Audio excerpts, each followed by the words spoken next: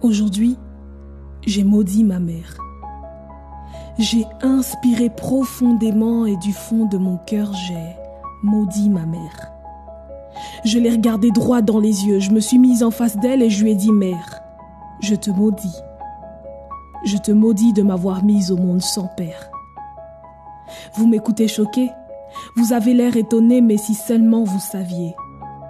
Si seulement vous saviez combien c'est dur d'affronter les regards de ses parents, les paroles de ses enfants qui me disent à tout bout de champ « Et toi, il est où ton papa ?»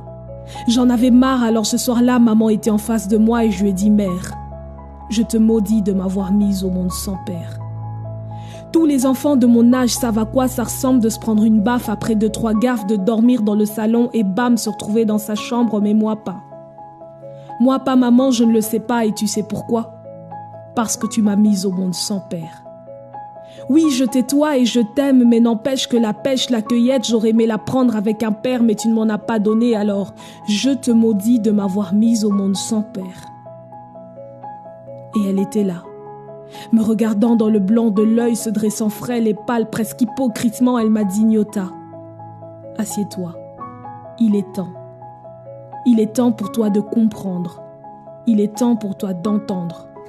Il est temps pour toi d'apprendre. » Alors je me suis assise et elle m'a dit, tu sais Nyota, il y a des choses que tu prends la décision d'investir et qui te reviennent sous forme de réel visible ou invisible. Mais tu vois, moi je n'ai rien décidé, je n'ai rien demandé.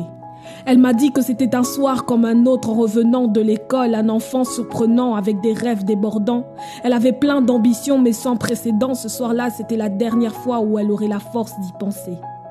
Sur le chemin de la maison, un homme lui a demandé quelle heure il était. Poli, elle lui a répondu en continuant son chemin, mais 3 mètres plus loin, dans sa jupe d'uniforme, il lui a tapé sur l'épaule en lui disant qu'il était l'heure d'accomplir sa besogne. Avec son 1m65, elle n'a pu rien faire, elle s'est retrouvée à terre et a subi l'une des plus grandes humiliations de la terre entière. Je la regardais pleurer devant moi, elle me disait « Nyota, crois-moi, j'ai crié, je me suis battue, j'étais pliée devant cette brute, mais après 5 minutes, j'ai compris que je ne pouvais plus m'en sortir, alors je l'ai laissé faire. » Elle l'a laissé faire parce qu'elle ne pouvait rien faire. Ma mère est rentrée chez elle, apeurée, pleurant, sanglantée, disant « J'ai été agressée, on m'a violée ». Elle pleurait, elle criait, elle avait mal, elle ne croyait pas qu'une chose aussi grave pouvait lui arriver. Et face à ses larmes, dans un regard froid, sa mère la regarda, sans aucune consolation, sans aucun mot de soutien. Elle lui dit tout simplement « Va te laver ». Ma mère m'a dit, tu sais Nyota, je ne leur en veux pas car dans cette partie du Congo, chaque femme s'endort avec la peur d'apprendre un drame parmi ses enfants. Chaque femme est mentalement préparée à la souffrance. Certaines femmes congolaises ne savent pas consoler car elles n'ont jamais reçu consolation. Elles pourraient aider les autres à guérir si elles-mêmes avaient reçu guérison. Mais à défaut de ne pas pouvoir exprimer la colère qui remplit leur cœur, elles s'enferment dans un silence culpabilisant. Et pendant un instant, on a gardé silence. C'était le silence le plus éloquent de toute l'histoire des silences. Ce silence parlait. Ce silence disait « Mère, je suis désolée. » On m'a dit ta mère était une fille de joie, elle t'a eu entre 2 soirs dans un bar. Je pensais que tu étais de celles qui faisaient des choses pour plaire, mais je me trompais alors. Je suis désolée. Je suis désolée de n'avoir pas vu que pendant toutes ces années, il y avait quelque chose que tu voulais me dire. Et je me suis jetée à ses pieds. J'ai pleuré. Amèrement. Longtemps.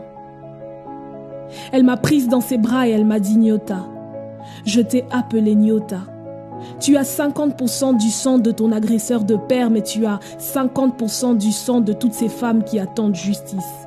Nyota veut dire étoile et je sais que par toi une nouvelle lumière poindra. J'ai eu le choix de t'avorter mais je ne l'ai pas fait. Je t'ai gardé parce que je savais que tu parlerais de cette histoire afin que l'on sache. Afin qu'il sache. Afin qu'il sache qu'en République démocratique du Congo, 1152 femmes sont violées par jour, ce qui fait environ 48 viols par heure et 1 viol toutes les 2 minutes. En plus de la douleur, la honte et l'humiliation qu'elles subissent, elles sont victimes de l'exclusion de leur clan et de leur famille. C'est ce qu'on appelle la victimisation de la victime. Ces femmes ne demandent rien mais elles subissent tout. Au centre d'une guerre où les prédateurs sexuels confondent leurs armes de guerre et leurs appareils reproducteurs, ces ces femmes n'ont rien demandé, mais elles ont tout subi. Alors j'ai séché mes larmes. J'ai regardé ma mère en lui faisant la promesse devant le ciel et la terre que je me porte garante d'être la voix de celles qui n'ont jamais eu les mots pour qualifier ce qui leur était arrivé et qui donc n'en ont pas eu pour plaider une quelconque justice.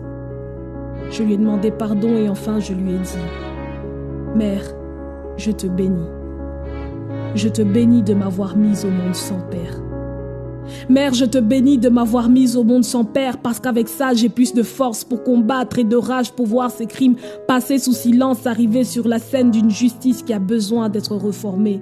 Autant je te bénis, mère, autant je bénis toutes ces femmes congolaises qui, malgré les tourments, trouvent la force de dresser leur torse fièrement et regarder vers un avenir qui est souvent sombre, mais rempli d'espérance.